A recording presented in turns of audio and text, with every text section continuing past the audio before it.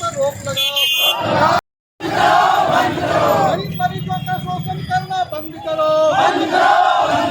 गरीब मरीजों का शोषण करना बंद करो। मंच जिंदाबाद जिंदाबाद जिंदाबाद। मंच जिंदाबाद जिंदाबाद जिंदाबाद। डॉक्टर को प्राइवेट प्रैक्टिस पर रोक लगाओ।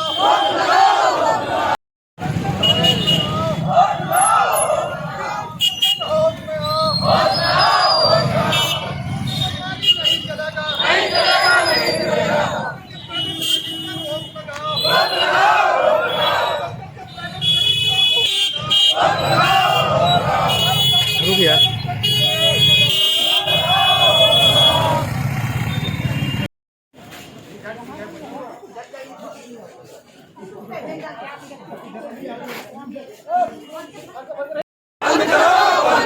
प्रैक्टिस करने वाले डॉक्टरों को संरक्षण देना बंद करो। प्राइवेट प्रैक्टिस करने वाले डॉक्टरों को संरक्षण देना बंद करो। प्राइवेट प्रैक्टिस नहीं चलेगा।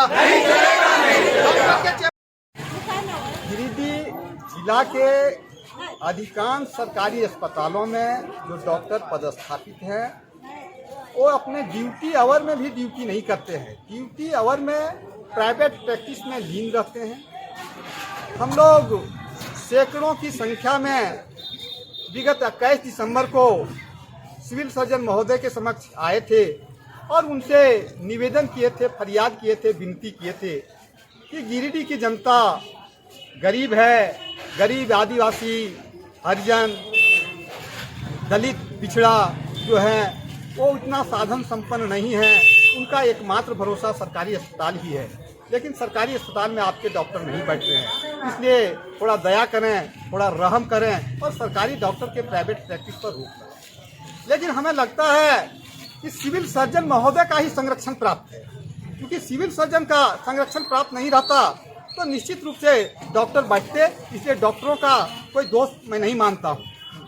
सिविल सर्जन मुख्य रूप से दोषी है जिसके वजह से ऐसा हो रहा है।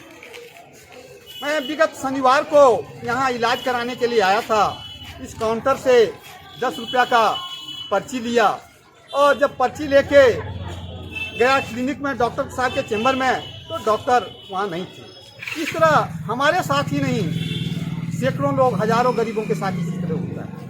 और वही डॉक्टर जब अपने प्राइवेट क्लिनिक में बैठते हैं तो 1000 रुपया, 1200 रुपया लगता है, तब जाके इलाज होता है।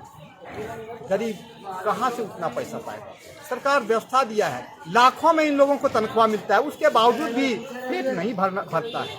आज हम भगवान रूपी डॉक्टरों से पूछना चाहते हैं कि हे भगवान, आपका पेट कितना बड़ा है कि 1-2 लाख रुपया मिलता है, उसके बावजूद भी आपका पेट नहीं भरता है। आप इन गरीबों को परेशान करते हैं, इनको इनके दर्द में कराने के लिए छोड़ देते हैं। इसी विनती लेके आए हैं हम लोग। आज इनका विरोध करने के लिए नहीं, अनुरोध करने के लिए आए हैं कि हम गरीबों पर दया करो। यहाँ के लोग, गिरिडीह की जनता जो है उस पर दया करो। सरकार आपको बहुत तनख्वाह देती है जिससे आपका परिवार अच्छे तरह से चल सकता है, उसके बावजूद भी आप इस तरह से क्यों कर रहे हैं? और क्योंकि सिविल सर्जन महोदय यह सोचे कि एक बार आए ये सब छोड़ देंगे, हम आपके माध्यम से सिविल सर्जन महोदय को यह कहना चाहेंगे कि हम लोग तब तक नहीं छोड़ेंगे जब तक आप नहीं सुधरेंगे। जब तक आप नहीं सुधरेंगे तब तक हम लोग छोड़ने वाले नहीं है। किसान मंच नहीं सोचता है। आप लोगों ने देखा कि रेकर्ड रूम में मनमानी चल रहा था। रेकर्ड रूम को जब तक सुधार नहीं लिए तब तक नहीं छोड़े। उसी तरह से सिविल सर्जन का जो मनमानी है उसको जब तक हम लोग खत्म नहीं कर लेंगे तब तक हम लोग छोड़ने वाले नहीं है। लगातार इनके समक्ष हम लोग अनुरोध प्रदर्शन करते रहेंगे और यह अनुरोध प्रदर्शन का गूंज यदि ये नहीं सुनेंगे तो यहाँ का गूंज रांची में भी सुनाई पड़ेगा। यही विनती लेके हम आए हैं कि हम लोगों का विनती सुन लिया जाए। दोबारा हो गया, तिबारा हो गया, आप जो है हम लोगों का विनती सुनिए। हम लोग का उद्देश्य है वो सिर्फ रजिस्टर 2 खतियान नहीं है। किसान संबंधित जितना भी मामला है, चाहे वो ऋण का मामला हो, चाहे सर्टिफिकेट का मामला हो, चाहे खाद का मामला हो, चाहे अस्पताल संबंधी इलाज का मामला हो, हम लोग सारा मामला को देख रहे हैं। मजदूर और किसान संबंधित जितना भी मामला है हम लोग उसको देख रहे हैं और जब तक सुधार नहीं होगा हम लोग निरंतर इस तरह से अनुरोध प्रदर्शन करते रहेंगे। कहीं किसी तरह से कोई अनहोनी नहीं होने देंगे। से वहाँ पर खोल के 400 रुपया में इलाज करता है, जबकि यहाँ मरीज सरकारी अस्पताल में तड़प तड़प के मर जाते हैं, लेकिन कोई डॉक्टर यहाँ बैठता है। अगर सिविल सर्जन इस चीज में सुधार नहीं लाते हैं तो हम लोग हमेशा आंदोलन करेंगे और अनिश्चितकालीन का धरना भी रखेंगे जब तक सिविल सर्जन इस चीज को सुधार में नहीं रखते हैं। ये हमको यही कहना। क्या नाम हुआ?